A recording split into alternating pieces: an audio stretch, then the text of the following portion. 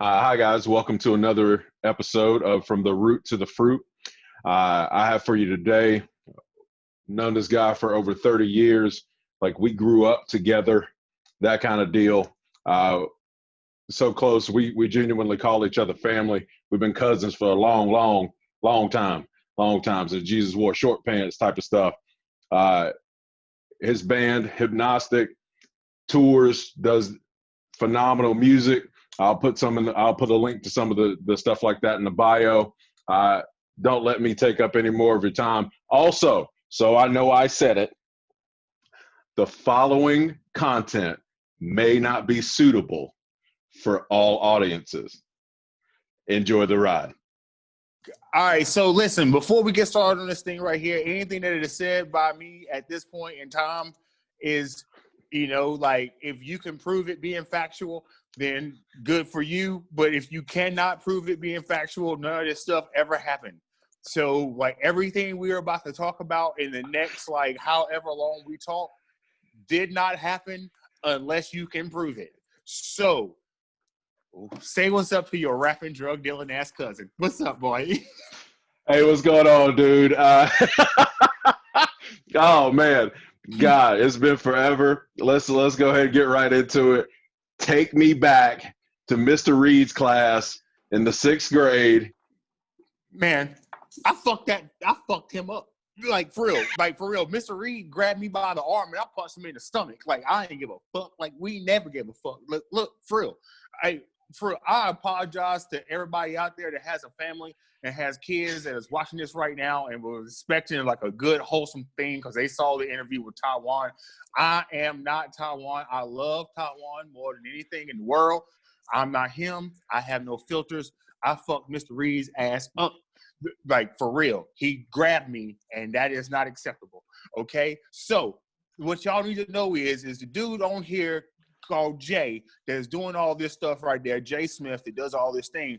Like, Mr. Reed's class was the only time in my life I will acceptably say I got beat in a fight.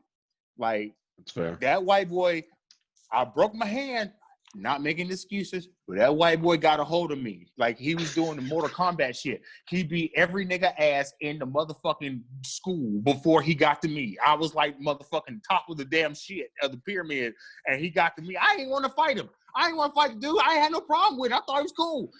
But dog, you got to fight him because he done fought every other nigga in the school, so you got to fight him right now. So, yeah, that's where we are. I mean, I was telling how it happened. I mean, yeah, yep. I can't even follow that up. Oh my God. I mean, like, for real, no, this nigga climbed the pyramid and shit. Like, then it was like me left and shit. And like I was like some badass or something like that. Now I wasn't no badass nigga. Hell, when I was like 10 years old, 11 years old, I wasn't no badass. Like, I ain't done no dirt. Nigga, hell, our dare speeches. Remember our dare speeches? Remember our yes. I still have it. I still have it. Well, Granny had. I still got a picture of it. Yeah. People were crying when you did your speech. That shit was fucked up. Like, they were crying. Like, look, for everybody out there in the world, know that Jay does not do drugs. Jay is a straight up does not give a fuck about what the fuck I do. He does not participate in the shit at all. Me, however.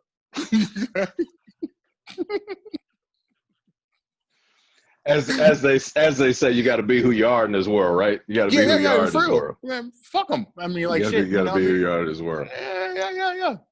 That's so all I know. You got some. Oh, absolutely. I got a bunch of questions, and it's on a need to know kind of deal. That's a hell of an intro that you just. I don't know. No, man, look, I'm not gonna lie to you, man. Look, that white boy beat everybody ass in the fucking school, like, for real. I'll say his name, Jesse Barnes. That motherfucker was badass. 2 things that white boy could do. He could catch footballs and he could beat niggas' asses. That's what he did. Like, that was his job. He ain't lying. He ain't lying at all. Good gracious. Like, getting into Fort Knox to get to your house, but once I got there, the knock on the door. Look, the nigga that's older than me that got the same name got paper. Like, me, however, I'm broke as shit. Like, look, I rap. I did good with rapping, but like with COVID and everything, I'm broke as a motherfucker. Like for real. Like everybody can do the shit what they want to do, but you know who ain't broke? The dude that has the same name as me. Okay, so like, Major facts. Mama Fanny opening up the door, always asking me how I was doing, how the family was doing, everything like that. To to the other gentleman that if you speak to him right now, if I go, look, me and Jay just did a podcast, and his only reaction was like, "Does he have my money?" That's all he's gonna ask. Does he have my money? Man, like, I'm telling you, I don't either.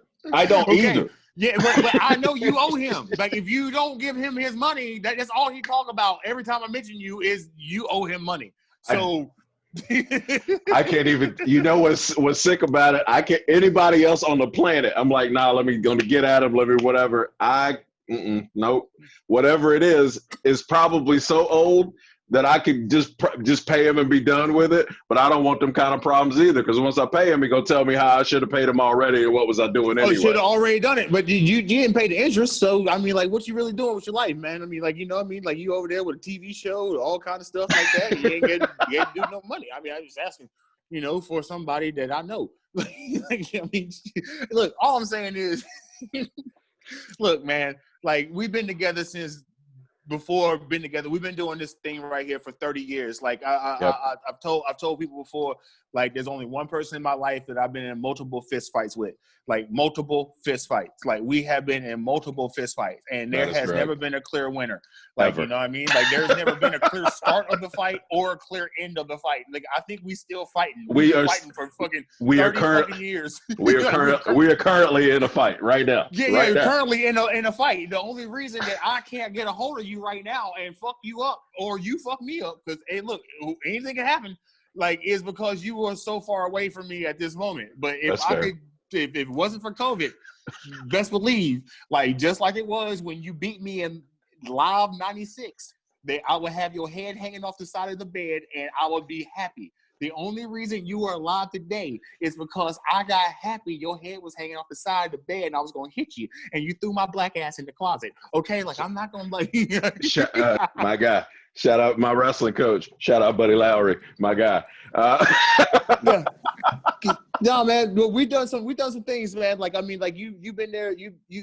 You and I have been there at points in time where, like, people, like, consider it like history and all that kind of stuff. Like, right. We were together when Tupac got shot.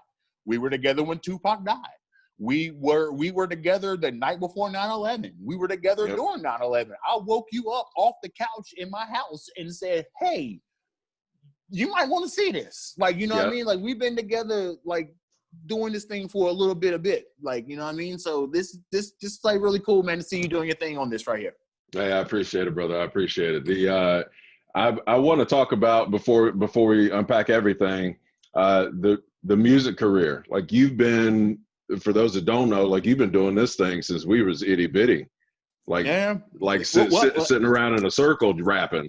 Yeah, once again, it started with you. I mean, like, we all saw House Party. The original House Party. And everybody came to school thinking they could rap. The only thing was, the only person that could rap was me. Like, that is a fact. That is a fact. And as my oldest son had brought to my attention, I never had it. I never had it. My oldest son, he let me know when he's interested in music and doing his thing too. He let me know, Dad spit a few bars, and I thought I was doing something right, and he's like, yeah, you can shut that down. Shut that down. I mean, shit. I mean, it's like Tavis, man. Our other cousin and whatnot. I mean, like, I remember one time we was, like, freestyling, and I had done my thing, and everybody's like, yeah. And then, like, Cuz come on there, and he goes, "My name is Sweet Tea. I drink Snapple." Yeah, nigga. So, like, it's bars. But yeah, no, man. With the music the whole man. Like, I had a blessed opportunity and a blessed time. The Lord saw fit for me to look like Jesus and to go around and do these things that I've done and all this kind of stuff. You know, I ain't gonna say nothing about that. I like you, man. You see, you've been domesticated. Look at you. But no, for real, I mean, you know, I've got a chance to perform with some very amazing people, and the best news is like, you know, like I even hit like number 70 on the German charts, like on some stuff that I didn't even do. Like, you know what I mean? It was like on some EDM stuff, like on a remix, like, you know, like, but I've been blessed to be around some really cool people and some really creative individuals and all that kind of stuff, like basically my whole life. And was able to take all that and develop it into something that has lasted for, you know, a long time. You know what I mean? Like I've done some really cool things. I know some really cool people, and we've done some really cool things together. So, oh, that's dope. That's dope. And I still listen to some of your you still like CDs and stuff you sent and everything like that. Like I still listen to those, even though, again, my oldest son has let me know that the time has passed me by and I need to do some. Dad, you got to get something. You got to get it on something else because it ain't gonna work. Hey, the good thing is, man, it's like I'm in the same boat as you, man. Like, you know what I mean? Like, if I don't listen to it on the CD, how the hell I'm listen to it? Like, you want me to do what? Like, go on, Nick. Then I got to listen to commercials. I don't listen to commercials. Like, it's not my whole thing. Oh, I got to pay not to listen to commercials. Why don't I just buy the CD and I ain't ever have to listen to commercials again? I don't understand the whole fucking concept of all this shit. Like, I am confused. So I need to watch commercials to watch the shit I want to watch. And during the shit I want to watch, I have to watch another commercial. Like, it is, but I do it because it apparently it pays the bills for the commercial people because I'm not getting no money. Like, I go and watch my shit on YouTube and there's commercials all over it. I don't get a dime. Like, I don't get a dime. I mean, I remember back in the good old days of what was it? iTunes and all that kind of stuff. Like, LimeWire, right? Like all that. Yeah. I get a check in the mail. Like every month for some shit because people listen to music.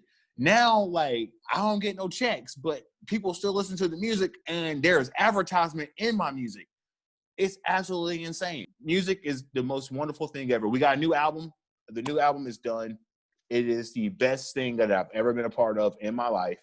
What's it called? It's called Precarious Circumstances. And it like basically traces allegedly I went to Connecticut and got 5,000 ecstasy pills for $5 a piece in 1998. That's alleged. No one knows if that's true or not. And came back to North Carolina and sold them shits for a lot of money. And allegedly. I know, no, dude, listen right here, man. Like, I've never in my life sold a drug in my life. Ever. The drugs is free, okay?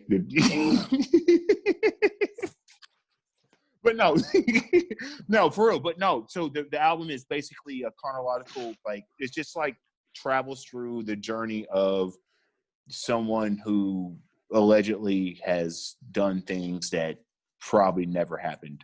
So that's a new album, and I'm pretty proud of it, man, because I'm with like the best musicians I've ever been with. I mean, it's the same musicians from Eyes of the Elders, which was a really good band. We lost a couple people, like, you know, through a bunch of bullshit, and you was there for that. I remember you called me on the phone, like, and that's like some stuff people don't understand. Like, we don't really talk on the phone that much, but we talk all the time. You call me on the phone, and you go, "Hey, have you been on any kind of social media today?" And I was like, "No." You go, "Listen, this is what I need you to do. Take a shower, get your head right, and call me back." And you read verbatim what that fuck wrote about me. And it's funny how motherfuckers say shit when they in Panama, but not when they up the street on Arnold, which is a mile and a half from where I was living.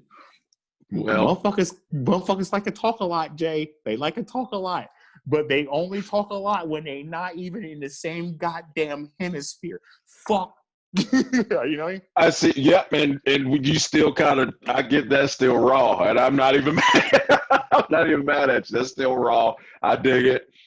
So my next question was gonna be, has there been some healing with that? Have you guys kind of gotten together? Maybe there was a conversation at some point.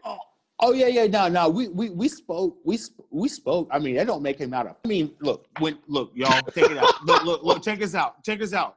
I'm in the most derogatory way possible. Okay, I'm not like trying to sugarcoat this shit. Fuck that. I don't give a fuck about, like, for real. Listen, I'll tell you nothing. I'll tell you what. So one of the sound guy from one of the venues around, yeah, like, he goes, it was real fucked up what happened with you and such. I go, yeah. So when he was wearing mascara and putting on lipstick and fingernail polish and a dress, you never got. And I was like, you know what? Fuck him. Yeah, but now we back in here, man, and we doing a good time. We having a really good time with this thing, man. And like, bygones are bygones or whatever. Like, we did talk, and all that stuff in the past, but I still don't give a motherfuck about that motherfucker at all. Because, like, it's one thing to say shit, it's another thing to spread lies. And Agreed. the most fucked up thing about spreading when I'm not trying to always make shit racial and all that kind of shit, but like, white people have done me wrong. And but it's crazy. Like, I put out a press release 3 hours before he did, but his press release got picked up with the papers and social media and all this shit. You know what I mean? Like, Right. my press release, like, gone. You know what I mean? Like, whatever. You know what I mean? That's like that bitch that took my dog. I mean, like, I don't give a fuck about these people, man. Like, look, Jay, the coupe sitting outside. It's a vert. It's a BMW vert sitting on 19 low profiles, and it's a fucking vert, my nigga.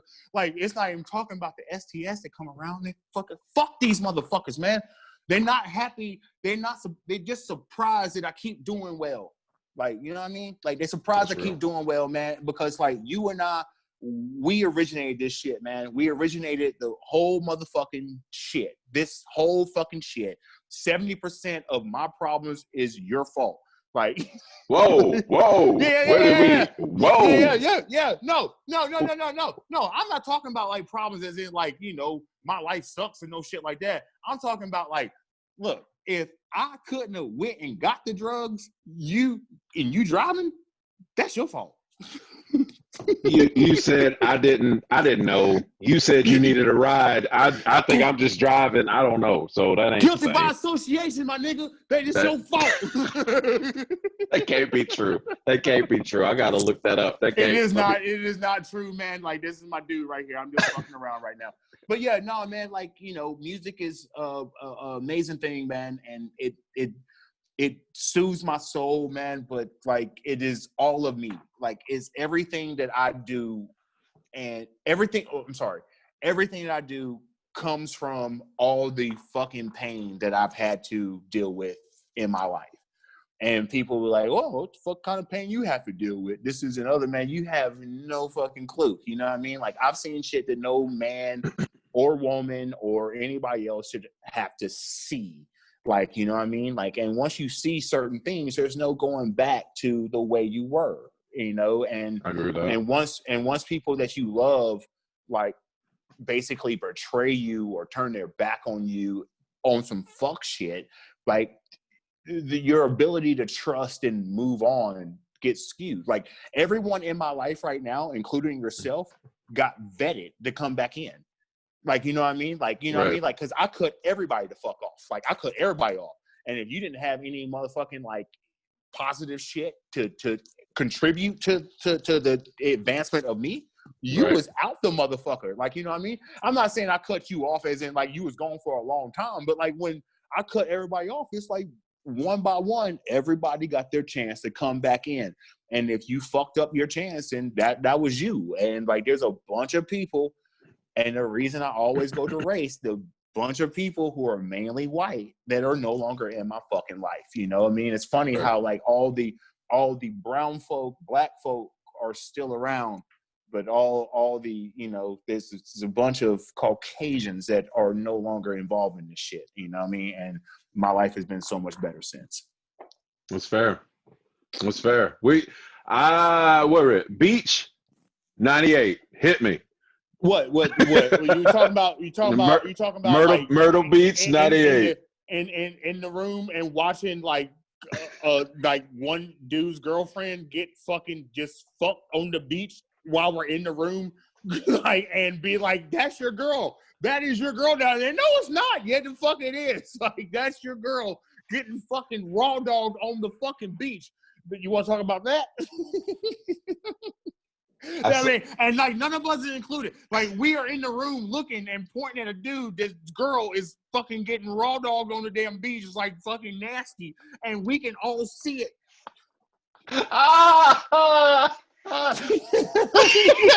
You asked the question about some shit. I'll fucking give you the answer. I don't give a fuck.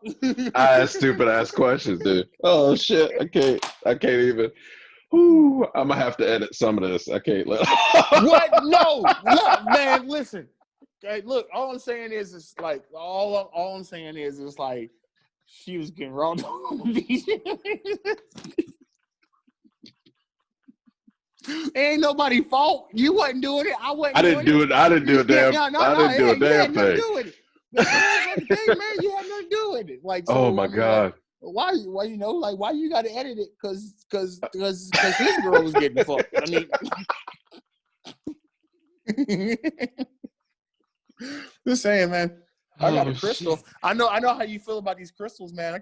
This is my shit, man. Like, you know what I mean? You know what? I want you to tell me, because I'm listening and along with everybody else about the crystals. Because I'm always giving you a hard time about the crystals. Even when we were in Vegas, and I'm like, I'm busting you up over these crystals. And as soon as we turned the corner, some lady was getting on the elevator, and she's like, "Oh my goodness, shoot! I didn't realize she had the mother."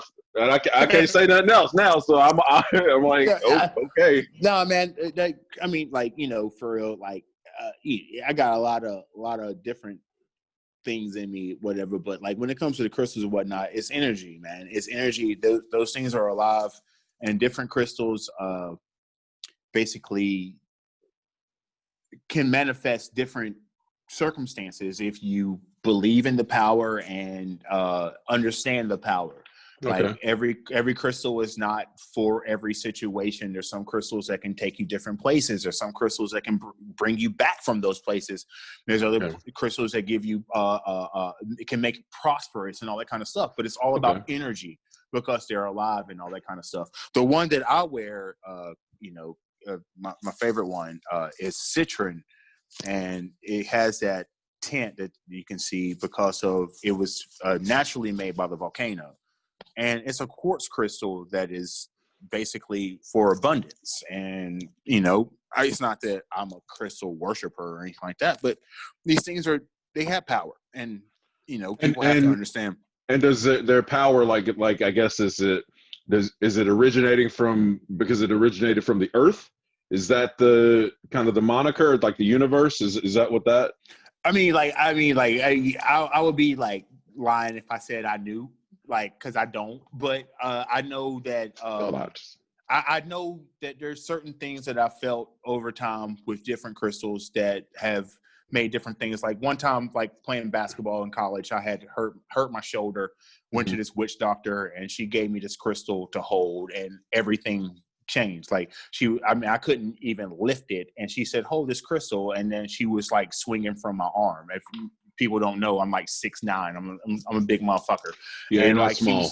She was like swinging from my arm, and it was like a weird thing, you know. And that was the first time I had ever like witnessed the power of these kind of things, and, you know, all that kind of stuff. Like, so, like, you know, hey, look, Mama, I'm not anti-Jesus. I love me some Jesus. No, okay, you know, Mama. I'm just talking about crystals. That's all I'm talking about. I wasn't gonna say nothing. Because I know Mama Fanny ain't having that. It'll be chitty. Gonna be Nope. chitty chitty bang bang now. She'll No, come none of that. through. None of that, man. You start talking like different from Jesus, and like you get ostracized from the family and stuff like that. So like but no, man. Like That's what happened to Kanye. yeah. But I love me some Ye, man. Like he got his like he understands what's going on, man. People don't understand that he is so far ahead of where people are thinking. Like everybody has this like, He ain't far ahead of where Ray J was thinking. huh? He Every ain't. time I rode the avenue, bitches, you be mad at you. Raymond, we be mad at you. No. Listen, he has this thing. Do you know that he reenacted that Kim Kardashian video with Ray J like 2,000 times with different girls trying to make it right? That's shit that motherfuckers don't even like. You know what I mean? Like, I'm not saying that he's crazy or obsessed. I'm just saying he knew exactly what the fuck he wanted. And there's not many people on this planet that know exactly what the fuck they want. I agree with that. That's fair. You know what I mean? That's like, fair. you know what I mean? Like, like even me, I have no clue what it is I want. Like, I don't know. Like, hell, I know that, I know for a fact I make girls crazy.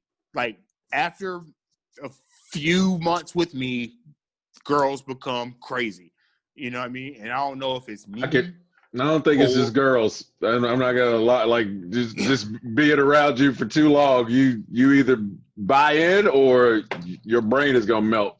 Well, then it's just how it is, man. I mean, it's like like I present people with a lot of information. It's like I don't believe all the stuff that I present. It's not like on some like on some you need to believe this because I believe this. No.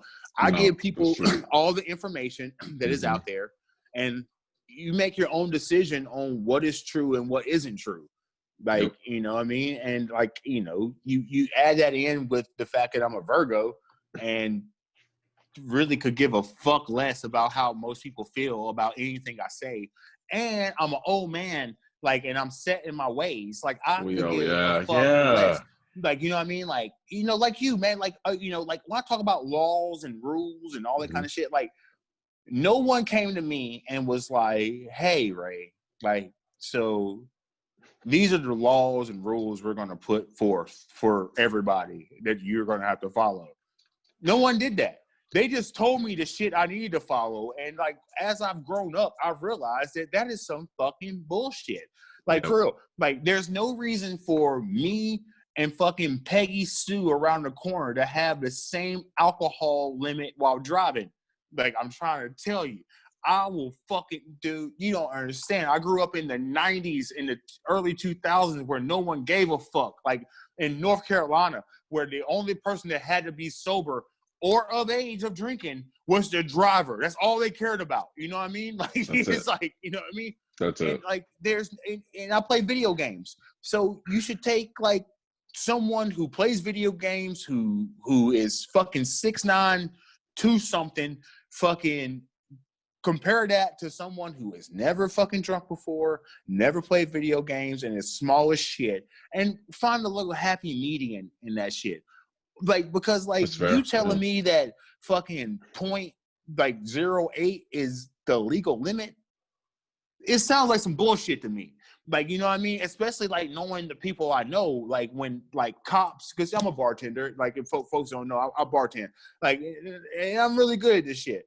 I've made a lot of money doing this shit. And like folks coming to the bar, sometimes they're cops. There's sometimes they're detectives and all the kind of stuff. And these motherfuckers drink double shots. They'd be like 5, 6 double shots down and go out and drive.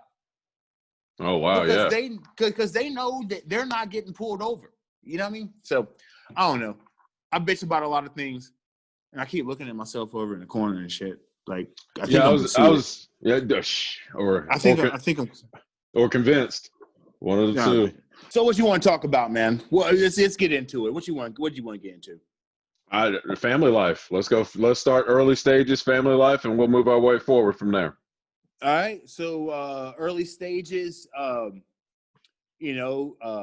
grew up in a neighborhood where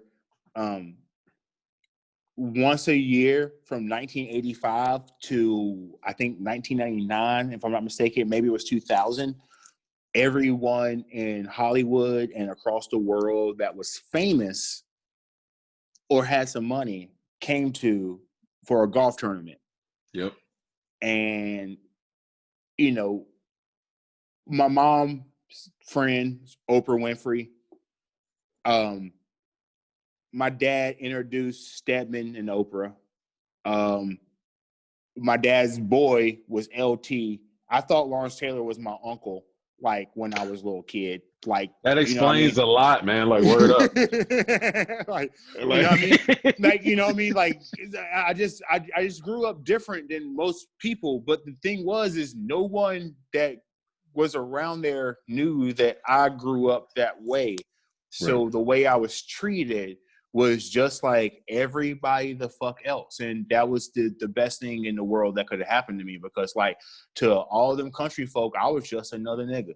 And that was the best fucking thing that could have happened to me, because like I learned that like none of this shit is real. Like, you know what I mean? Like it's all fucking bullshit, basically. Like, you know what I mean? Like and that's what I learned. And you know, like when it comes to poetry and all that kind of stuff, like the first person that my mom showed my poetry to was Maya Angelou.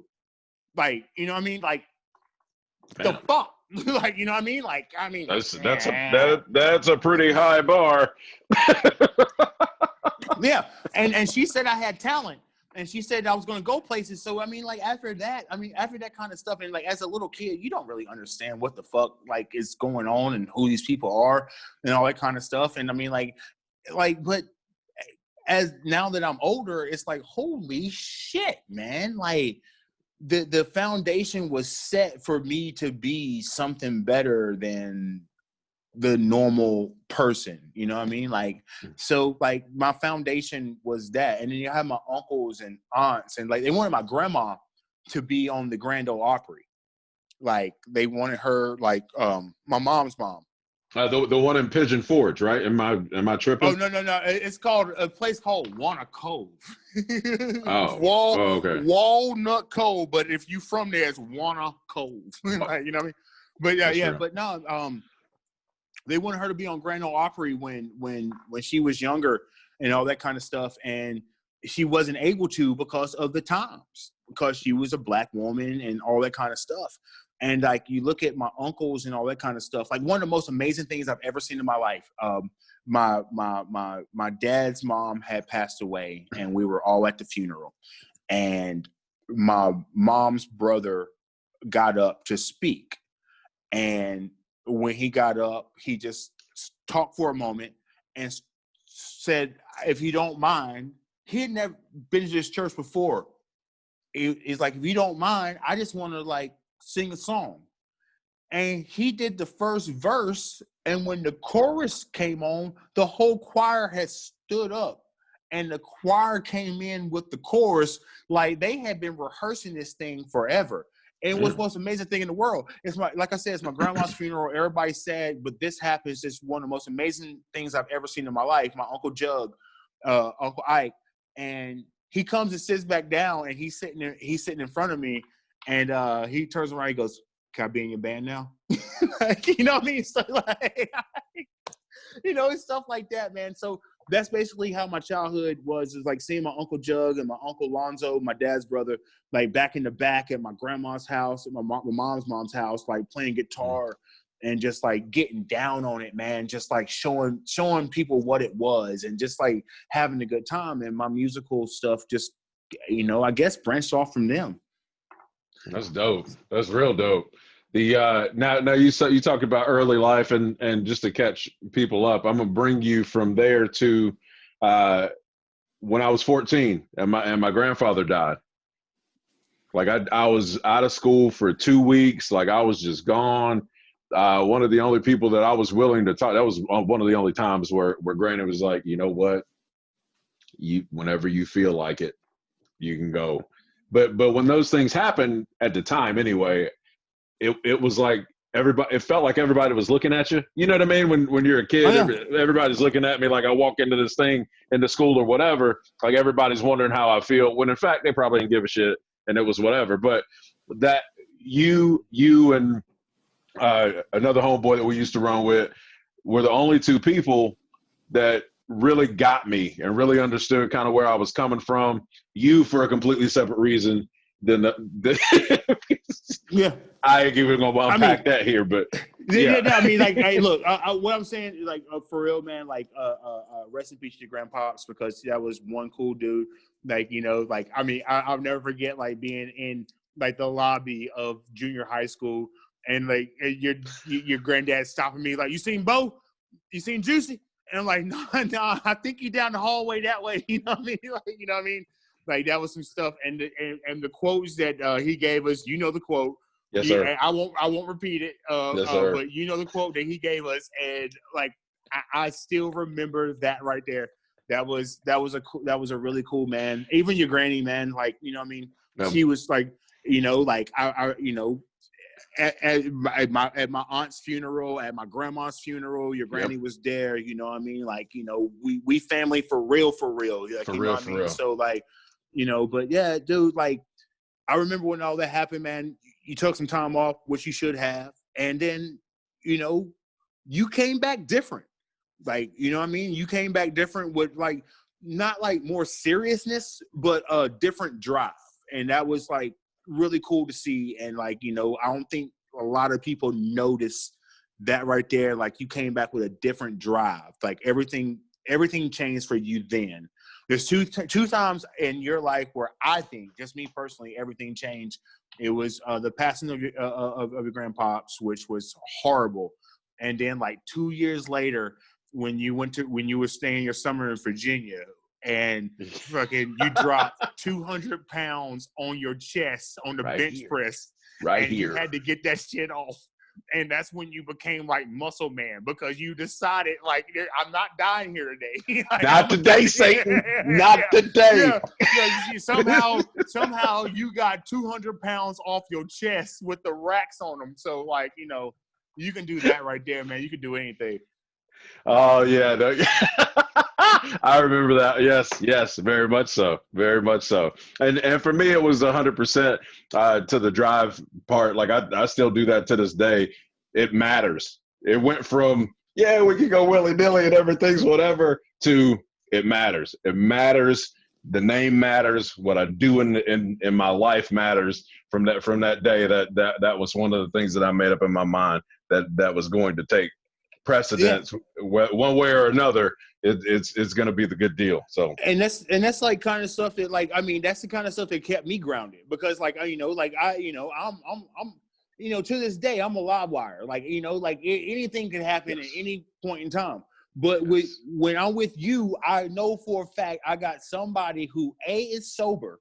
Like, you know what I mean? Which is, it you know, like, and folks don't understand, like, the late 90s, early 2000s was a different fucking time. Like, things were different. So you were sober, you had your faculty to you, and you had a little bit of money in your pocket. So no matter what the fuck I got into, you was able to get me out of. Like, it was the best shit in the world. You know what I mean? Like, shit, you funded the first band, because I was like, hey, nigga, I need some money. You was like, you gonna smoke it up? I was like, not this money. Not this money right here. I'm gonna be a rapper. And you was like, all right, I trust you. Like, you know what I mean? Like, oh man, yeah. Yes, that is a major and for factor people out there, I'm not talking about smoking crack, nigga. I used to have a real bad weed problem. Okay, like, I had a real bad weed problem. All my money I got spent on weed. I you know, I have never smoked crack. Like, that is not my shit. Like, the drugs that I do is not the drugs that get you fucking, like, walking around fucking mumbling to yourself and shit. Like, that's not what I do. Except when I do fucking the crazy drugs, when, like, Jay's out there, he's my ride, and, like, I'm looking for my Smurf. And the best part about Jay is he doesn't judge me. He helps me look for my Smurf. Like, all right, that little motherfucker kept getting away. He kept getting away. That little motherfucker was quick too. He's like, oh, there you go. And Jay was like, there you go, right there. I see him. Like, so. I told y'all it was his fault. Yep. Yeah, you're starting to talk me into it. I'm like, well, maybe you got a point. But well, when you out there and you see your man and he looking for something, what you gonna do? Point at him and No, laugh, or you gonna help him look? that's Hey, the best gotta thing in the go. world, man. Best thing in the world, man. Like, you know, like you never judge me for like any of my bullshit. Like, you know what I mean? And that's why we have always been friends, because I don't judge you on anything that you do. I'm not saying anything you do is bullshit. I know the shit I do is bullshit. I do a lot of bullshit, man. That's my whole motherfucking job, is to bullshit motherfuckers. I'm not lying or anything like that. I just present the facts of some shit, and you pick through and find out what you want to see. You know? See what you like. See what you like. I got two names that I want you to hit me with, and what immediately comes to mind when I say those two names. One, Treva. We gotta get Recon. We gotta go get him. He's gonna die. We gotta go get Recon. For those who don't know, like everybody used to call me Raekwon back in the day, and Treva. All right, so check it out. So like this is we did, and all of the shit happened, and then I left with a bitch, and then, like. She had Trans Am. All right. She couldn't have been that bad, right? She had Trans Am. She did have a Trans Am. That's facts. I left with her, and I was trying to, you know, I was a kid. I thought I was like really cool and really suave and all this kind of stuff, man. And like I left with her, and my boys were like, he's gonna die.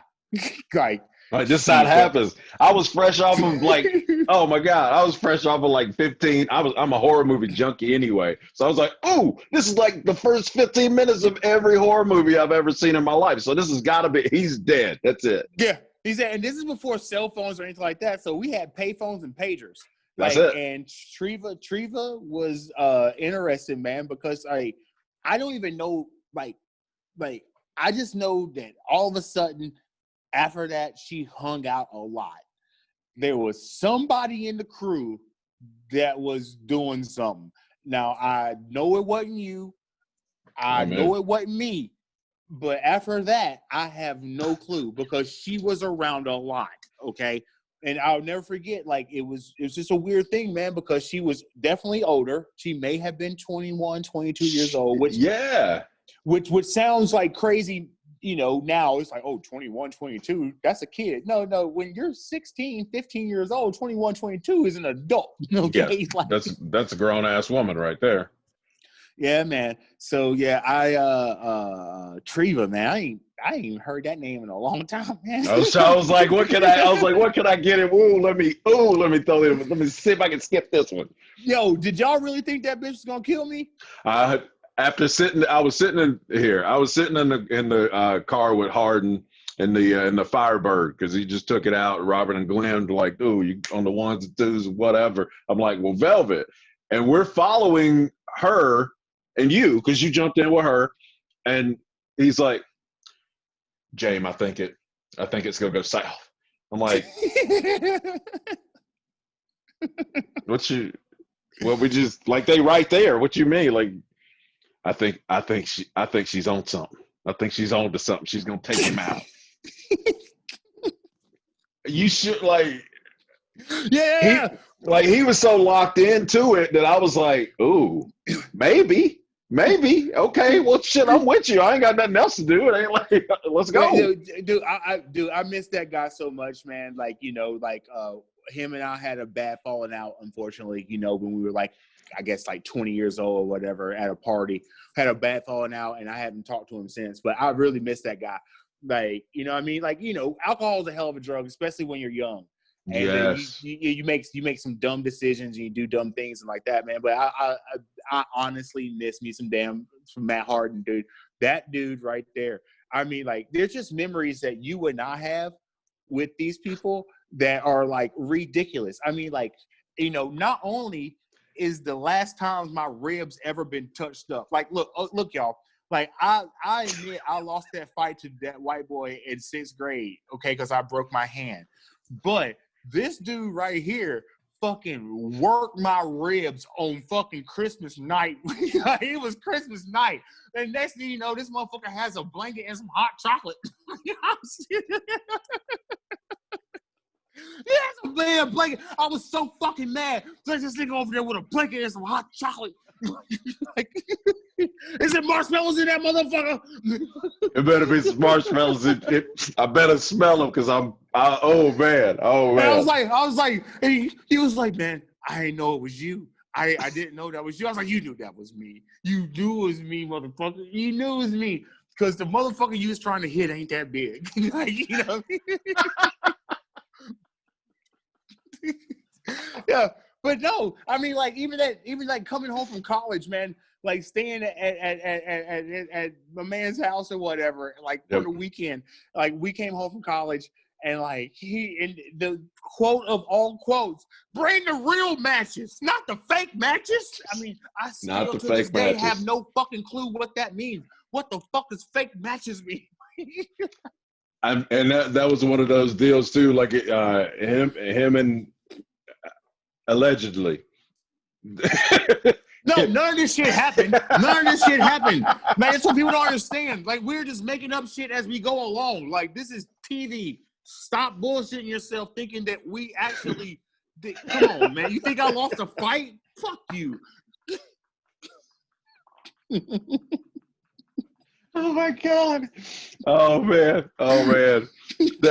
Oh man, I can't even. Oh dude. The other man, name. I'm not gonna lie to you, man. I got this jacket on, and the heat in my house just came on. It's hot as fucking here. Like, I believe we're gonna keep it going. We're gonna power through. I see you over there with your short sleeves on. I'm just like praying for my heat to go off, man. This shit hot. He's like, so why is it so hot? I can't even. Oh damn, nigga, like I'm paying for this shit, nigga.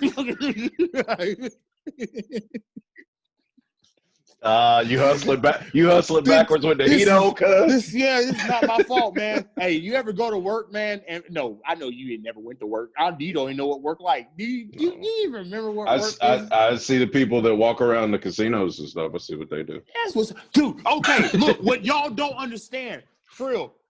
Jay and I go to Vegas a lot. We've been to Vegas a lot by ourselves. We've been to Vegas a lot together. When Jay leaves Vegas, Vegas is butthurt. Okay, Vegas is holding both hands behind their asshole, trying to figure out what the fuck just happened. Okay, I've seen this motherfucker make $10,000 in 10 minutes. Okay, this is $1,000 a minute. Fucking with people. Like, it's not no one's fault. Okay, we about got buried. Okay, Ben Reigns was there. Yes. Yes. Fucking shit. The dude, oh my God, the dude with the Uber that wasn't really the Uber dude, but wanted to give us a ride. We was like, yeah, sure.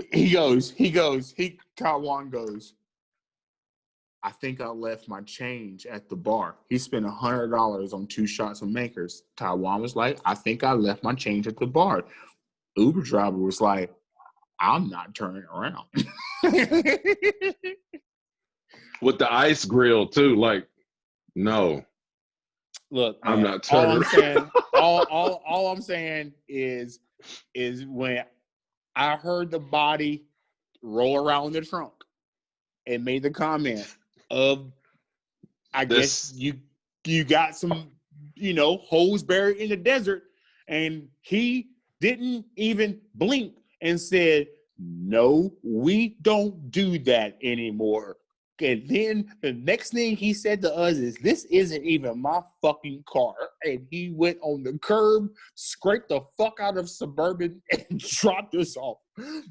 You gave him $100 and said, don't kill nobody today. That is absolutely true. Yeah. we got our own personal Uber rider for the rest of the trip. And that was one of the best nights of my life, man. That was one of the most funnest nights of my life, man. Just like going to every casino in Vegas, in Red Rocks, fucking shit, dude. We were on our way to LA and she was down, and that was one of the best shits in the world because she started talking shit to us and we were just like fucking wilding the fuck out. And that was just that shit was great. And then when I started talking shit about the weekend, Oh, bro, that almost messed up the whole deal because it was all us in the back, and you said, well, no, we saw a billboard. It's a billboard. We were passing like Mandalay or somewhere, and the billboard was up, and the weekend was coming through for actually like a one night show or something. And I was like, oh, okay. And you were like, you're like the weekend like throat babies. And I like 30 minutes. I was like, wait, what? What he say? No, man, weekend look for real, man. Look, I know a lot of people. Like I know a lot of people, but she didn't want to hear it. No, look, she was hey, big look, mad. once again, look, you people are listening to this shit, and if you are offended about anything I'm saying, know that, like, not only do I have seen a guy sashay better than any of you bitches, like, so you can't talk to me about me. Hey, we grew up the same way. I know you have to conform to different things because you are a football coach in high school and you have a family and a wife that loves you and all that kind of stuff. I ain't got none of that shit. So guess what? Guess what? What you gonna do? You gonna cut? Okay. She told me, the Uber driver told me if I kept talking, she was gonna drop me off with John. And she's like, yeah, we all know each other. I was like, yeah, we out. Yep. Okay. And I'm looking at you too, like, yep. Pop, go to Weasel. We out. Can't do it. For real, man, I've never seen anybody like not fucking allegedly selling drugs that made that much money in that little period of time. That is most fucking definitely. I mean, and then like with you, I guess it was last year, your World Poker run. Yeah. That shit was amazing. I mean, my parents are like fucking, like, you know, yeah, Jay, yeah. My dad's like, he owed me my money. He owed me a pay. Hey, you know, like if he might give me my money. He might give me my money now. Hell yeah, good for him. Shit, I mean, good for me. yeah. But no, I mean, like, you know, you know, we've had some times, man, like in the past and in the future, like, you know what I mean, and in the present, it's really cool, man, with your little podcast and your little show and whatnot. As I say little, like it's some bullshit, like I'm demeaning it because that's what I do. Because that's what we do, yeah. If folks don't know, like, the only person that I know of, I mean, like, there could be other people out there that I don't know of, but the only person that can get to this dude right here is me. Like, it's just like the only person that can get to me is him. Like, there is nobody can get to us because we invented this shit, this whole thing. My whole thing when I was a little kid, man, is like, my dad taught me the art of bullshit. The art of bullshit gets you in so many doors. It gets you into so many places and all that kind of stuff. And it's not about like being an asshole or anything like that. It's just like saying stuff. And then like you, like me, we grew up listening to like on cassette tape, like Red Fox stand up, Eddie Murphy stand up, Richard Pryor stand up. Like if I wasn't a rapper, if I didn't rap, and I would be a stand-up comedian. Like, you know what I mean? I'm not saying that I'm funny or anything like that, but I know I can write jokes. Like, right. You know what I mean? Like, I know that I can get the crowd to be what it wants to be. And this is the way we grew up. And so, like, with me, like, you know, I watched Beverly Hills Cop, right?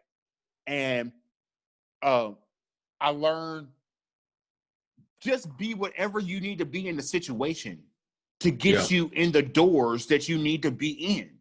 Like, you know what I mean? Like, and being a black male growing up in the time that we did, like, getting in the door was the hardest part. Once we got in the door, it took care of itself. Took care of itself after that. Everything is Gucci, but it's getting in the door. And like the shit that we had to pull to get in the door was ridiculous. And the kids today, they have no clue. Like, you know what I mean, what it took to get to this level. You know what I mean? Like, and it's a crazy thing. I mean, I like look behind you at your liquor cabinet and shit like that. I mean, you want me to come visit? Because you got a lot of stock. No, because I like to keep everything that's in there because some of it is special reserve. I got the Blantons back there. I got all types of stuff back there. And I think that look, I tell everybody right now, if you think that I'm crazy and like I got a bunch of guns and I've done a bunch of shit, nigga. Look, I'm just letting you know, like this is my ace. We've been doing this for 30 years, minimum.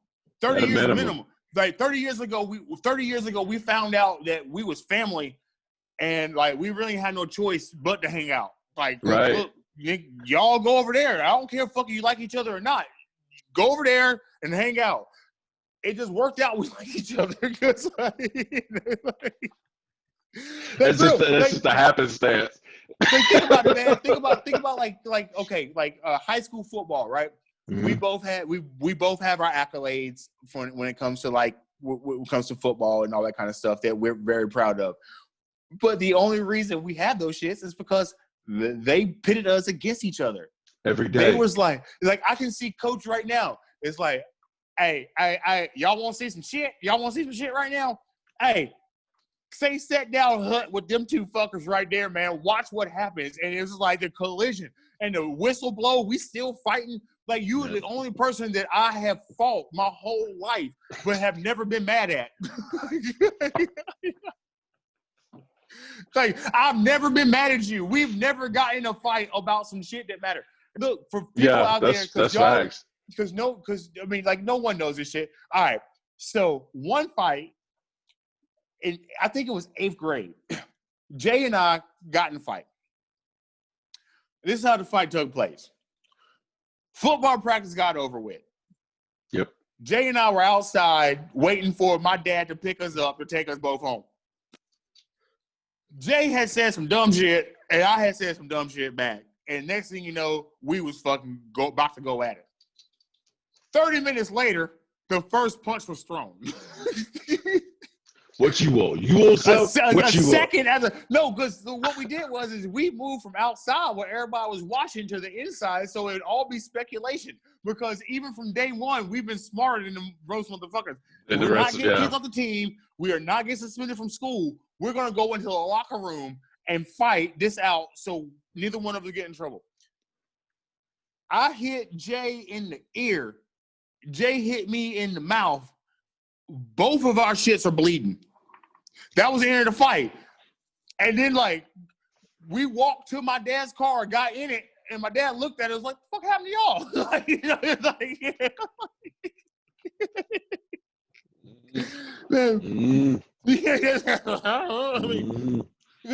because I have memories of telling my dad, like, that fight I told you with Jesse Bonds and whatnot. I'll never forget. Because, I mean, like, on the real, like, I'm not making excuses. That white boy beat my ass. Like, whatever. Like, only fight I ever lost in my life. I'll take that ass whooping.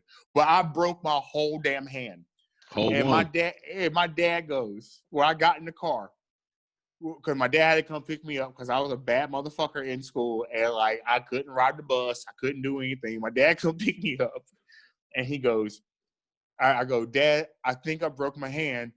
He goes, how'd you break your hand? I go, I got in a fight at school today. He goes, no, you didn't. I go, what? He goes, because if you would have gotten a fight, your school called me for everything. Your school called me if you fart in the wrong direction. Like, you know, if you would have gotten a fight, your school would have called me. So since your school didn't call me, you didn't get in no fight. So therefore, your hand is not broke. That's it. It's a wrap. That's a wrap. And I bet you better put some paper mache on that thing and shut up.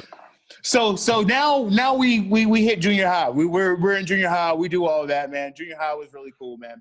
But things really, you know, like, other than the fact you lost your grandpa's, man, which was like, I guess, you know, other than getting banned from talking to, like, our best friend that was mutual, like, it's like, holy shit, man. Like, I'm not putting that on the level of that. I'm just saying, like, oh yeah, no, it was a lot that kind of tiered itself together. You're just like, damn, all right. So, but we got the high school, man, and then, like, you know, I mean, and then my grandfather passed away. My mom's dad passed away, and you were bringing me back to my house from football practice, and we get pulled over by J.W. Atwood. That is a fact. And Atwood would, if it was 2020, both of us would be dead. Like, Atwood would have shot both of us. Like, the way that he was acting. If it was different, all kind of stuff, like, we both be dead. And I honestly think it was it was because we pulled into the church parking lot. Like when he pulled us over, because we were just going to a homeboy's house. We wasn't doing nothing. I was driving a 87 Plymouth Colt hatchback 4-cylinder. I couldn't speed if I wanted to. Don't you talk shit about the No Fear Colt. Don't you ever in your life talk shit about the No Fear Colt. Like, I got memories in that thing. The only thing I got more memories of is Papa Smurf. Like, because we grew up when you had a car that ran. If you could get from point A to point B, it didn't matter. Like, everybody nowadays like, well, what you got? You got a foreign? No, nigga, I got a Ford that makes it from here to there. Yes. Yes. But I couldn't speed if I wanted to. Like, if we were really in something, we're gonna have to wait or we're gonna have to stop. I mean, dude, I'll never forget, man. The two scariest moments of my life, man, is that, when I was a kid, was when you and I were walking back to the locker room after homecoming, and someone ran up and said, "Tavis is dead." Mm-hmm. And I looked to my left where you were, and the Colt was beside me. Like, I have no clue how you got in your car that quick and got it over there. We still had our pads on, and we went to the hospital because someone said that Tavis was dead, and that was the craziest thing. The fucking thing about that is, man, like, his future wife and parents-in-law were all at that game. Shit's absolutely insane. But yeah, they told me Tavis was dead, and like, you brought the Colt around, and we made it to Winston in probably like 7 minutes or whatever. Like, and then like after football practice, when you took that hard right out the parking lot and that motherfucker hit you and the Colt spent around, I was like, fuck, man. Like, you know what I mean? Like, it's like a whole, you know what I mean? That shit was scary as fuck, man. When you went to the hospital, that shit fucked me up bad, but we still brought some Wendy's in there. Hey, and just aside, they waving them damn French fries in my face, and I'm coming out of anesthesia. I'll put my hands on you for that. But hey, on the real, man, on some real shit. Twins, like, like Tyrone, best basketball player to ever fucking lead Davie County. Fucking, and his wife Jenny, and his baby mama Jenny, like Jared. The thing is crazy is Jared Urey, who is my damn folk, married Jenny, and like they hung out at the bar like basically the whole season until COVID happened. It was one of the most amazing things in the world, because Jared beat the shit out of this dude back in the 80s because this kid was a fucking pedophile, dude. And like he was like fucking with little kids, and I was a little kid. And like luckily for me, my mom taught me about these kind of people. You know what I mean? Like in situations, you need to leave these situations. There's certain people who never left that situation that I would never mention their names and things like that, but they never left the situation and they got done really bad by this guy. And Jared fucking beat the fucking dog hell out of him. And like, I'll never forget, for that reason alone, that's my dude. Like, you know what I mean? Like, because we grew up in a time, man, where things are a little iffy. You know what I mean? Like, like we have fun and games and shit like that. But like the reason that we are able to like look at things the way we do is because of all the fucking crazy shit that's happened. Yep. So absolutely. Absolutely. You want to talk about the girl that was in the cooler that day at Cracker Barrel that I fucked upside down? No. Okay, fair enough. Because I still go. Well, when we can, I still go to Cracker Barrel. So I don't want to think about that shit while I'm eating my fried chicken. I mean, them biscuits were good. No, you remember that night, man? We were sitting there, and like I was like, Jay, I was like, is it a white guy sitting beside a barrel? Like that's all. So, That's real. That's damn it. I'm just saying, man. Like I went on a scavenger hunt, man. It was like fucking. I can't even message. I can't even. I can't even with it right now. Well, damn. No. So we're in high school, man. Fucking Pizza Hut, drive-bys, fucking dead presidents. Great times. That Like it really was dope as hell to be us, and we were cooking everywhere, like for real. We were absolutely just getting after it. Every day I was telling my wife the other day, I'm like, every day after school, after football practice or wrestling practice or what, like I was either at the game if it was home for the basketball, whatever, acting a fool and cutting up, or I was at my homeboy's house just chilling. and then and like for real, man, like, you know, I got a scholarship to play basketball. The state of North Carolina thought that my jump shot was good enough for me to play basketball and then pay for it. I'm pretty happy about that. But I remember being on the foul line and you holding up, like, if anybody wants to know, the originator of the Black Lives Movement is Jay. Like, he used to hold a sign up and all it said was black. It was just said black, and he didn't say shit until I got on the foul line. I get on the foul line, Jay be like, "What's the foul method, nigga?"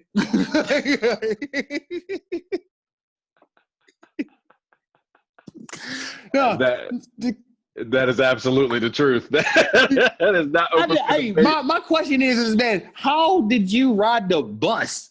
Like, you rode the bus like you was a part of something. Like look, when it comes to track, wrestling, and football, I get it. You was the shit. You did your thing. Interceptions, hitting motherfuckers, all kind of shit.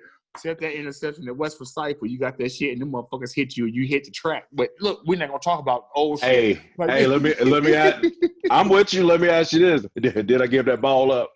You didn't get the ball up. You didn't get the ball up. You didn't get the ball. That's all that mattered to me. We got the rock. I'm gonna holler at you then. Yo. So you right now, where are you in your space? You got the new album coming out.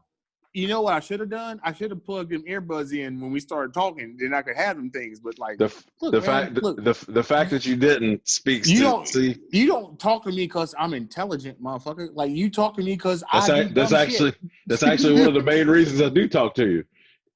No, who told you that? Look, look, who convinced you that I was smart? Like, no one should listen, y'all. Regardless of how many degrees I have, what the fuck they're in, I am an idiot. Okay, I don't do smart shit. Like, if I did smart shit, I wouldn't be in the situations that I'm in. Like, my phone is dying, and I only have my earbuds that I didn't charge. So what we're gonna do is, because we don't want to get no reverb, is we're gonna fucking talk about college. Right? Halloween party. Oh wow! So, okay. All right. So we shut Boone down. Like, Boone got shut down. It was one of the most amazing things in the world, and it was like,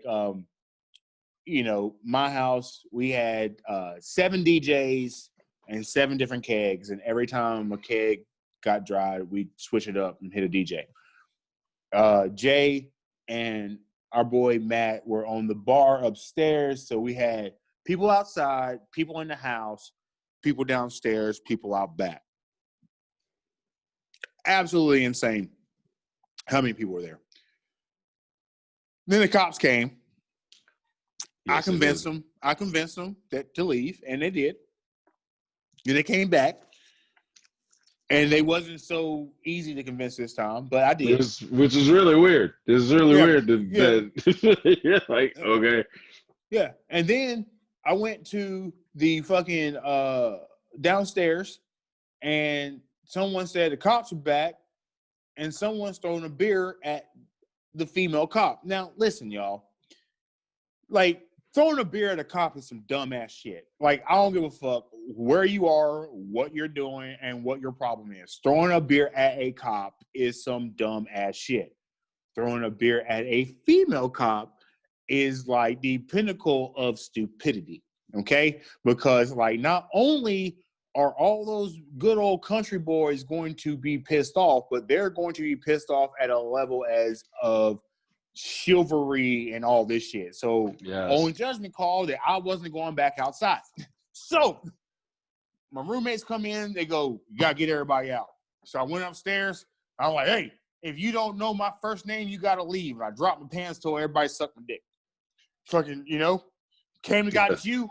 It was like, hey, you look crazy. You was dressed up as Jason. You had the fucking suit on, the Dickie suit with the mask. I was like, hey, Nick, you look crazy. Come with me and let's scare these people and get them out the house so we ain't gotta go to jail tonight. You was like, okay. And then like he's like, hey, nigga, watch that money. And then like we went downstairs and the motherfucker said, after a whole bunch of noise, I don't want to fight you. Talking about you. I want to fight him. And he pointed at me. Yep. You looked at me, looked at him, and said, all right. Like, you want to fight him? But fuck it. Like, okay. This is you. So I'm not one nigga clear the fuck out. Like, clear the fuck out. I done knock one nigga clear the fuck out. I smacked the country boy. He's a big country boy. He ain't fucking no bullshit, people. I smacked this country boy in his motherfucking mouth. He go, fuck you, you fucking nigga. His mouth all wide open. So I projectile vomited in his mouth. Yes. Marinate. Yes. It happened. In his mouth. Right? And ran upstairs. Jay shut the door behind me. Some fucked up shit, man. We never used basement again. Just barf everywhere.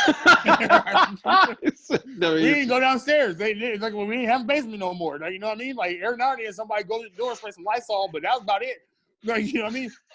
Fucking shit. And the best part about it is later on, like I'm outside talking to fucking like people trying to get them to leave and all that kind of stuff. And the guy's like, talking to the cops, he's like, that motherfucker threw up in my mouth. He's like, yeah, nigga, I did, because I don't give a fuck, nigga. We standing on the porch waving. But yeah, no, I mean, like that was to me some fun shit. And then you came up, like, it's like my birthday, like all y'all came up, it's like come up to Boone, and it's like what Boone wasn't used to was niggas. And like, like we come up there and it's like, shit, nigga, hell, let's fucking make money while we here, because fuck it. Wow, this is why we came up here. Like, you know what I mean? Like, yep. I ain't really come to see you. I just knew how much money was up this motherfucker. Like, you know what I mean? We had a really good time. Like, hungry man gotta eat. I do remember though, man. Like like I said, I've never seen you mad at me, but I do remember the time that it was like you came up and you rented the Wash with Dre Snoop. Oh yeah.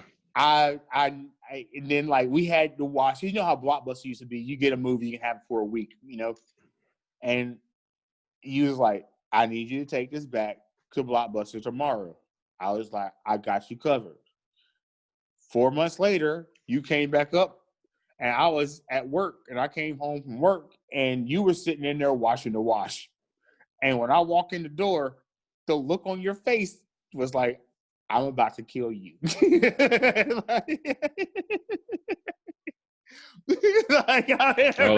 was big mad at that. I mean, it's funny shit. Oh no! I also remember, man, when you came and visit me in Charlotte, and like fucking, we were hanging out, and we needed to go to the grocery store, and we went to the grocery store, and the shit you saw was so ghetto. When I got back to my house, you got in your car and left.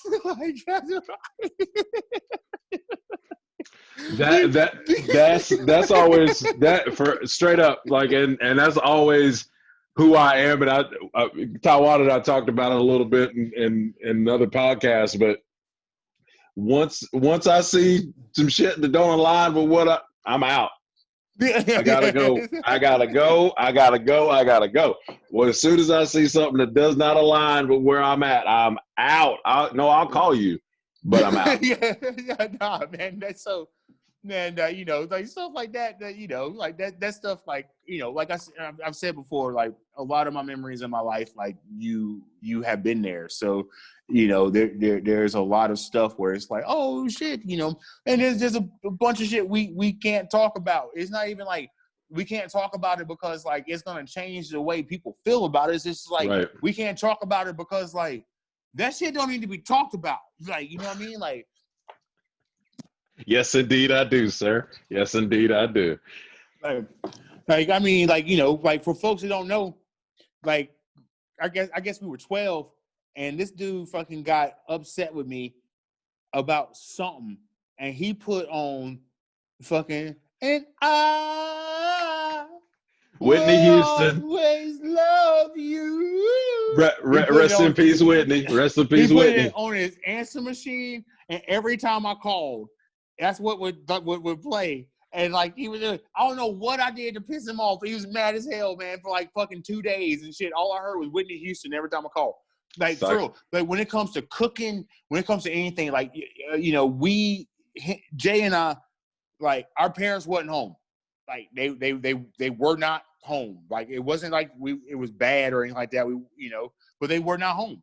Yep. And our meals consisted of what the fuck we could cook. Yep. And we would go in the kitchen, be on the phone, and be like, what do you got? And then what do you got? And we would make it into this meal that we would find substance from. You know what I mean? It's like, nigga, I got fucking mushroom soup, French fries, and what is it? Is that chicken? No, that ain't chicken. That ain't no, chicken. That can't be chicken. That can't you know be what I mean? chicken. Like, That can't be chicken. But no, I mean we learn how, and you know, it's not like we had bad parents or anything like that. Or Oh no, hell no. People work.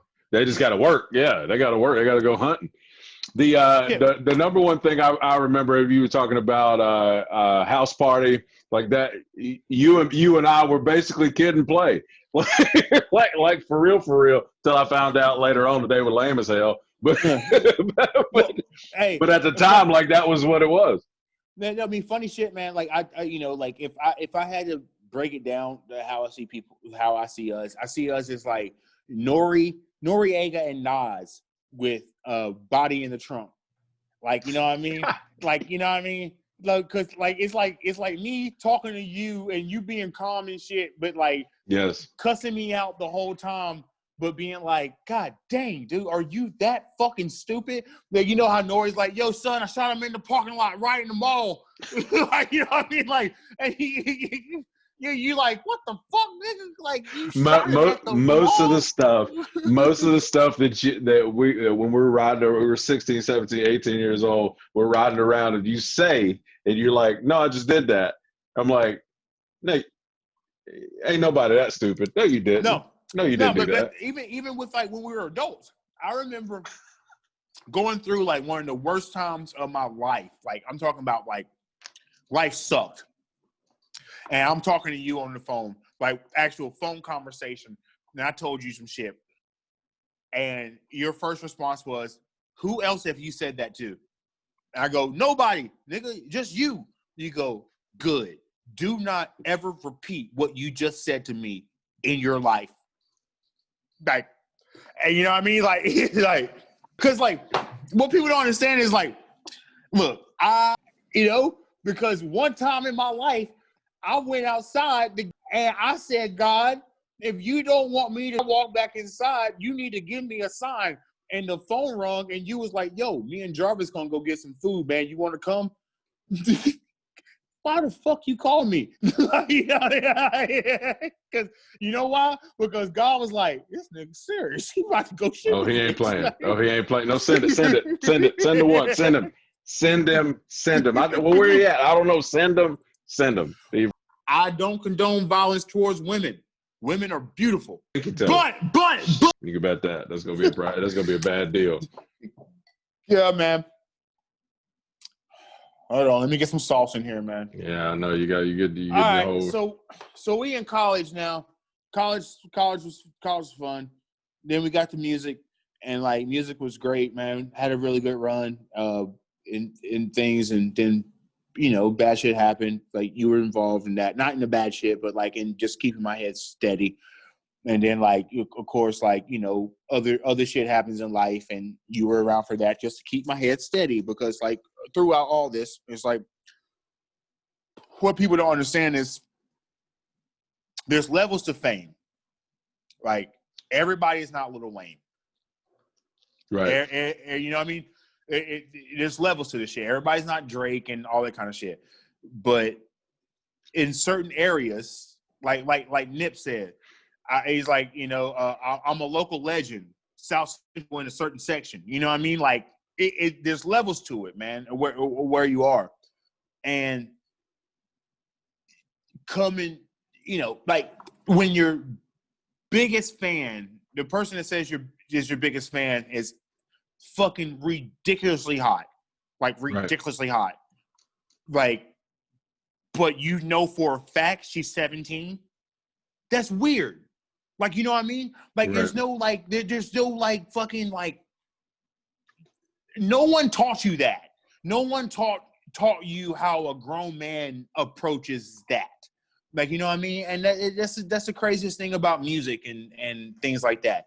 It's like, and I'm not talking about now. I'm talking about like when I was younger and all that kind of stuff. My biggest fan was 17 years old. She was sending me provocative pictures and all that kind of shit. And like, I just knew Chris Hansen was on his way. Like, you know what I mean? Like, to catch your stinking ass. Yeah. I just knew. I mean, like, you know, like every time I was just waiting for the doorbell to ring to be like, I knew you were coming. Like, you know what I mean? But like, no one prepares you for that kind of shit, man. But where you are still a guy, people are still attractive, but there's nothing you can do about it at all in this world because you're not that way. You know what I mean? And no one prepares you for like things like that. And like, you listen to like songs from back in the day, like not now because everybody is so culturally like fucking can't do this, can't do that. Like, you know, no one fucking really gets it anymore, you know? But So tell me more about you said there's levels to fame. Kind of go into a little bit more in detail with that. Understandably, those of you who have never been popular for anything, people rushing you and wanting what they believe who you are to be, that image that you portray. What is that like? it's a weird thing, man, because like it costs a lot of money to portray an image. Right. You know what I mean? Like, you try to be like this, whatever the fuck. I mean, like, you know, like if I didn't rap, if I wasn't a rapper, the BMW probably wouldn't be a vert. I mean, it might be a 7 Series or something, but it wouldn't be a vert. Like, you know what I mean? I'm Like, with you know what I mean? Like, it's an odd thing, man, where like you aren't like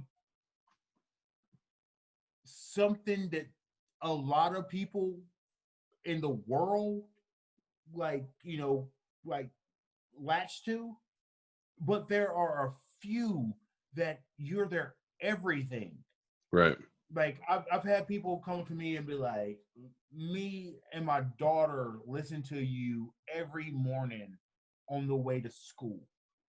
Or, you know, one guy, you know, who is a promoter, my solo stuff, Kringle, we went to we played at the Blumenthal, which is the theater in Charlotte. It's the biggest theater in Charlotte. Like, it's like if you play the Blumenthal, like you've made it. And my solo stuff got a chance to play the Blumenthal, and I'm with the promoter of the show, and we after like, you know, the first like rehearsal of like, you know, stage plot, just to see where everything was at. Right. He was like, "Man, can I buy you a beer?" And I was like, "Not a problem at all, man. Like, yeah, I'll drink a beer with you." And he like was telling me like, this has been my dream for like 5-6 years. It's just to have a beer with you. Like, stuff like that is crazy to me. Like, there's like, you know How what do I you mean? even Like, how do you even respond to that? Like, I mean, you have the beer and just like, you know, and then like people start to tell you like, okay, this song right here helped me through this point in time. Right. Or I came to your show and I met my wife and we've been married for such and such amount of time. It's like, you know what I mean? Like, Right. this shit's absolutely insane. Like, you know, like, and like I said, like, I'm not like anything great or anything big. I'm not like gonna, at this moment in my life, change the course of humanity, which is my goal. But you know, on a local level and a regional level, like it's like damn. And then you have like the experiences, like, you know, like playing with Wyclef, like Wyclef handed me the microphone, like, you know what I mean, like fucking playing with Scarface, playing with Bone, playing with Warren G, like, you know, like playing these shows with people like it's like holy shit. But now in 2020, they're just like names. There's just some You know guys, what I yeah. mean? But like to me and people of my ilk, it's like the fuck? You know what I mean? Like, Right. you know, playing with Goody Mob, and then like Goody Mob, like, you know, asking us to play with him again. Like, we like y'all come back and do this thing again. Like, you know what I mean? Like, those things are like, it's just different, man. It's a weird thing. And like, you know, because everybody isn't like Lil Wayne. Everybody isn't like, you know, like the goal that I have for myself is Michael Jackson. Okay. That's the goal I have for myself.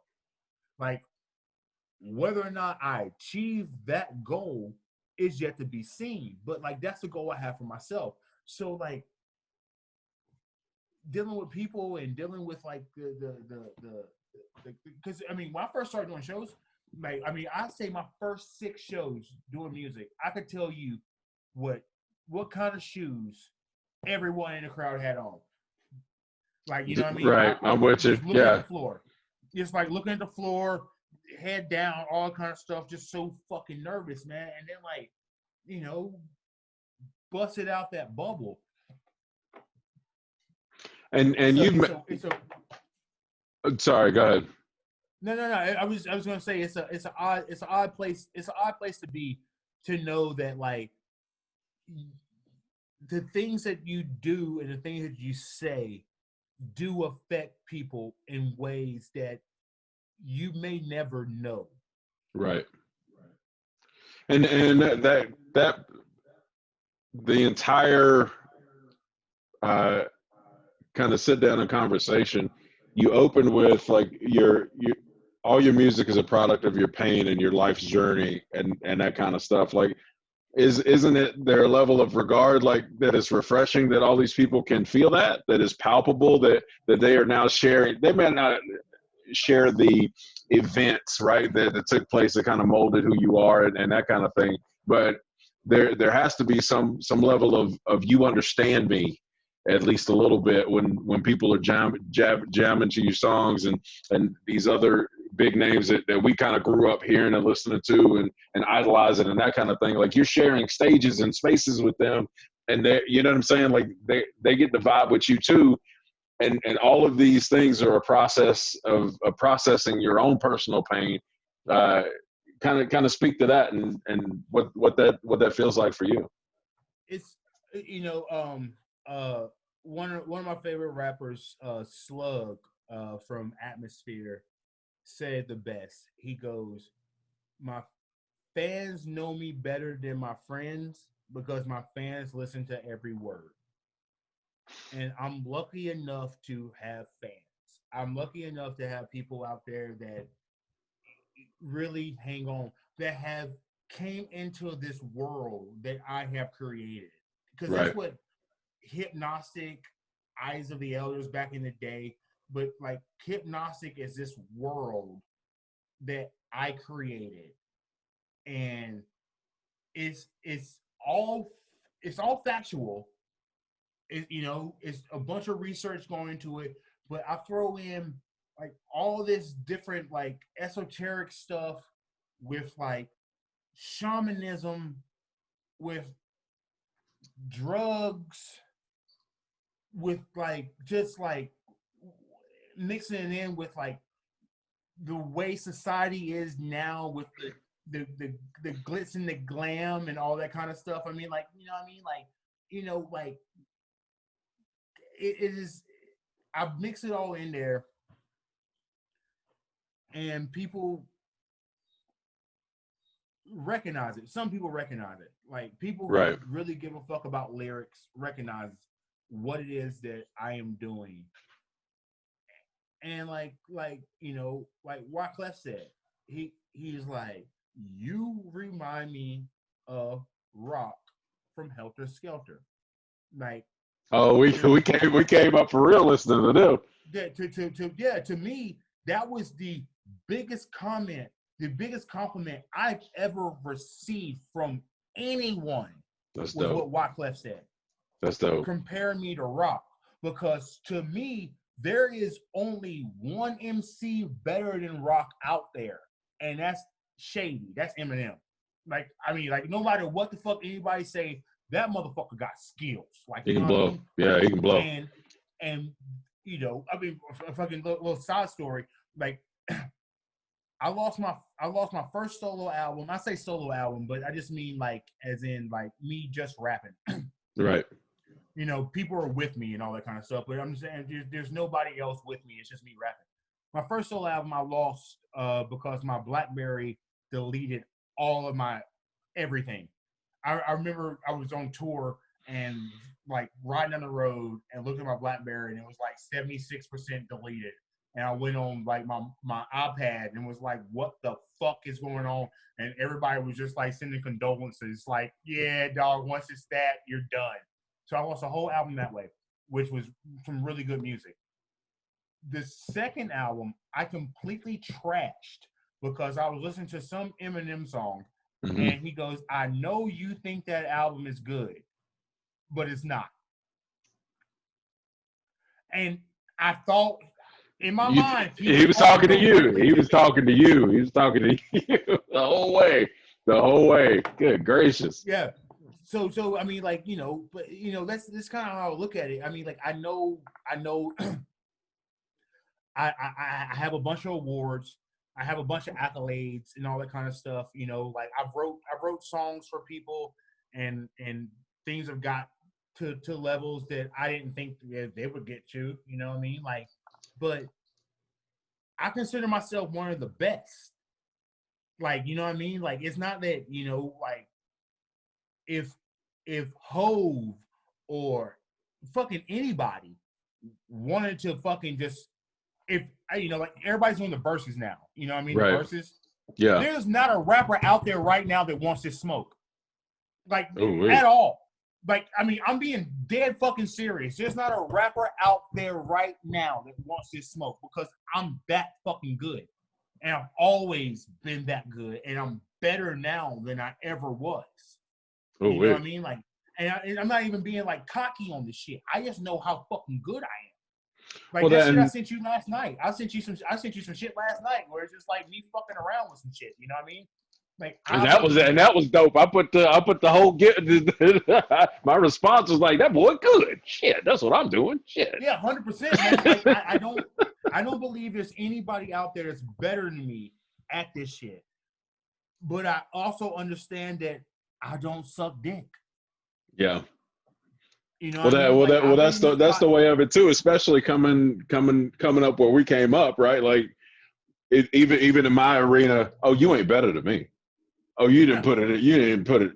Get out of here. Like yeah, psychological warfare. Like that was going to school. You yeah. We're tripping? gonna Get out. we get on some Solomon shit real quick. Some psychological warfare, nigga. I studied Solomon, nigga. Who you study? Like, you know what I mean?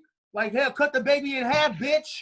It's Like, you know real. what I mean? Like, I'm being real with you, man. Like, you know what I mean? So I approach it from a different angle. And my whole thing, like, rest in peace, Sharon Jones, my heart, because she's the one that broke it down to me. Like, I was, she was in the middle of chemotherapy, all this kind of stuff, right? Hmm. I never forget, man. We were just having a conversation, and I was like, Sharon, one time they called my band, which was Eyes of the Elders at the time. I was like, they called it two old people rapping. And she goes, baby, that ain't shit. One time they called me Sharon Stone in the napkins. Oh, And damn. like, we just kept talking. And she broke down the girl. Like, she goes, she left you? I was like, yeah. She goes, she already regrets it. She's like, you don't have to worry about these people because they already regret being out of your life because no one leaves people like you. Like, you have it in you. And she was like, what are you, Cherokee? And I was like, how'd you know? She goes, because I have eyes. Like, things Nice. like that are like amazing to me. And like, she's my heart. And then like I got into a freestyle cipher with three rappers. I will not name their names because like I don't know, like, I don't want them like being like, oh yeah, Right. what I mean? But Right. like I'll say this right here. One is top 5. Okay? One is top 5. And he looked at somebody else who's in the room who has songs on the radio right now and was like, son is nice. And after that, I was like, oh shit, okay, so Elderson broke up. That's over with. The solo shit is what it is. I'm gonna do this Hipgnostic shit, man. Like, I moved in. I was going through some difficult times with shit. I moved in with the drummer, with my drummer, like, who like my damn brother, like, what I mean, like, moved in with him, and 3 months later, 4 months later, we got this shit off the ground. You know what I mean? Like, and that's the whole thing with this album that Precarious Circumstances. We touch on everything, man. We touch on all of it, but it's a journey from basically 1998 allegedly coming home from Connecticut. Connecticut. Yeah, with Allegedly. Allegedly. allegedly with 5,000 ecstasy pills and everything that's happened since. You know what I mean? And that is like, it's a cool thing, man, because like there's a lot of people who are like, oh, I remember that. I remember those days. I remember the feeling I had then. And this is kind of like nostalgic, but still current. Yeah. So to answer your question, man, like it's a really, really cool feeling to know that people listen. You know what I mean? That people I'm actually with you. listen. So What's your if I guess I'm around round this all the way up with would you do it all over again the same way? I mean, the same way. Nah, I mean, I would, if I could go back and holler at myself, I would definitely, make a couple adjustments, you know, uh, but that's just on the female side. That's fair. You know what Yeah. I mean? Like, I mean, just being honest. I mean, like, my That's favorite, fair. poet, is Saul Williams, and on Okay. Shiv, he at the end of the album, he has a line that it basically it orchestrates what it is to be me. He goes, most of my conversations with men revolve around music. Although I am not a musician, girls orchestrate my life. Like, if I could go back and change of some things, it would definitely be on the female side. But and I'm not saying like on some like, oh, I would have had sex with her or I would have did no. I'm not talking about that. I'm talking about putting my attention and my worth into a person that just wasn't worth it. Right. You know what I And mean? that's a part of it, especially growing like for real. And hats off to you. Like I've been in this journey, on this journey, and also watched this journey, right? Like it's different, dude. Like just seeing you move now and seeing the person that you become, like you should be proud of you, and I know I'm proud of you. So Man, that's fuck that really nigga, dope. man. I don't like. I mean, me is he's look. I tell everybody, no one wants to be like me. This motherfucker ain't got no sense, okay? That's Listen, facts. if everybody was like me, shit would be fucked up, okay? All I'm gonna say is if everybody was like me and I was in charge, we'd be doing some big shit. You know what I mean? Like, cause I mean, like, you know, for real, man. Like, I don't care about a lot of shit. Like, there's a lot of stuff that most people care about that I just don't have any room for in my life. I've been through a lot, man. Like, I'm not, you know, and I know there's people out there that have been through a lot more than me, but you can't judge a person's like, you know, wherewithal over like what they've been through because to them, it's a lot. Like, you know what I Yes. mean? Like, I can't look at you and be like, and you tell me something and be like, man, that ain't shit. Nigga, man up. No, because Right. like it may be the only thing that fucking matters to you is falling apart. And like I've had the only thing that matters to me fall apart multiple times in my life. And I've had to maneuver out of that into different circumstances in order to survive. You know, that's why I tell everybody, you know, people like, you know, like you're a Trump supporter or oh no, no, I'm not a Trump supporter, man. I just learned how to make money while Trump was president. Like that's it. Like that's what I do. I learned how to adapt to the environment that I'm placed in. Any environment you place me in, like I said, you get me in the door, it's a wrap. All I need to do is get in the door. Like, you know what I mean? Like I've you know, having dinner with political figures and all kind of shit. I mean, like all kind of different stuff, man. I mean, there's people that I could like name drop right now and people be like, what the fuck? I'm like, yeah, no, it's like this is me. This is what the fuck I do. Like, you know what I mean? It doesn't make me better or it doesn't make me more prosperous or richer or anything like that. It's the fact that these people want me in the room. So, you know, and that's what music has given me. Music has given me the opportunity to be in the room regardless. I mean, I remember like fucking eating fucking ceviche with this famous rapper. We're backstage eating ceviche. I don't eat shrimp. I don't eat shellfish. No. But like if this rapper hands you some ceviche, you eat it. It's Like, about, you to, know what I mean? Like, it's about to come all the way up in it. You about to choke that down. Well, hell, so I mean, like, but yeah, no. So like, okay, so elementary school, people know how tight we are. Junior high school, people know like you know got thick. You lost some people.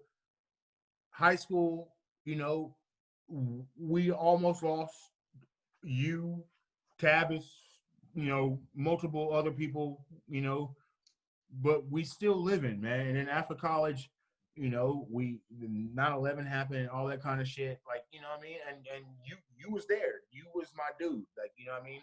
Like, um, we have this bond that can't no one separate because of the things that we have experienced together. Like, you know what I mean? Like, it's regardless of whatever happens, you can't unexperience it. right. You know what I mean? Like, you know, and you are my link to the past because, like, I have no other link to those days. I mean, like, Tavis, you know, my heart, you know, loving That's this my guy. precious Shout person. out to Sweet T. Yeah, That's my shout out to dude. That's Tavis, you my know how we guy. do. Okay, you That's know, my like guy. my heart, like we met, you know, and found out we were cousins, just like you and I. Mm-hmm.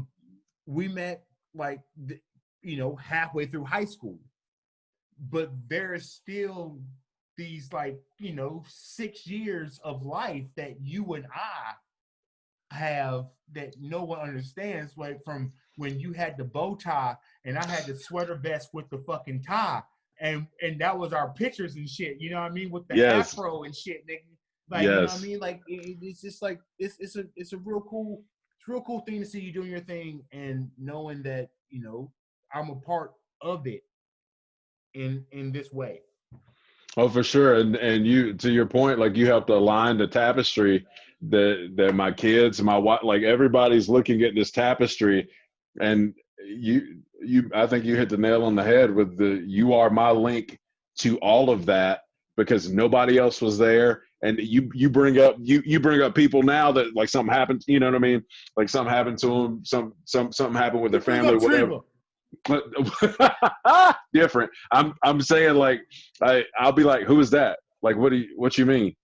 Like that part where it's been so long that I've now either I don't have the space in my head for it, or I've forgotten about it, or whatever. So I'm with you too, man. Like even when we get on and we start talking and start remembering all the ridiculous stuff we done came up with, like it's really dope. It's a weird thing, man, because I mean, like, you know, like most people I know have families and all that kind of stuff. Like I don't got none of that, man. Like, you know, I chose the music route. I chose to do what I do, and and the decisions that I made have dictated where I'm at right now. Right. Whether that's good or bad, I don't fucking know. I know I have houses. I know I have fucking cars. I know that I don't really want for anything, but I also know that, you know, there has to be more out there than just this. Right. But at this age, it's like, will I experience that part of it? And I don't know.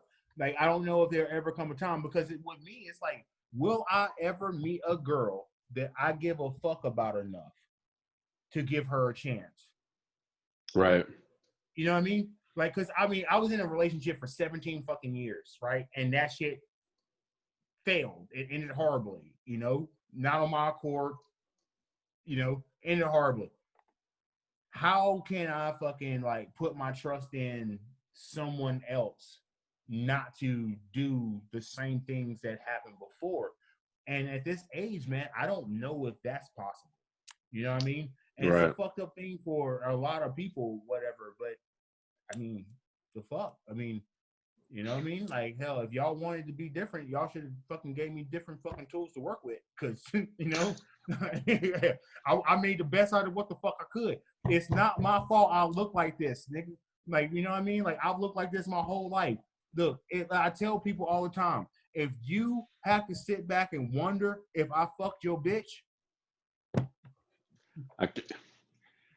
Thank you guys for watching another episode of From the Root to the Fruit. We've been on with Ray. Appreciate you, brother. Namaste. Man, it's over? We done? We done. Some bullshit. Nigga, I just plugged the phone up. Please like and subscribe. Helps the channel out a ton. Hey, before we get off, man.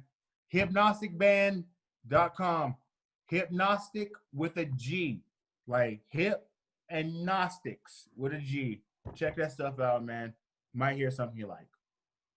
Cheers.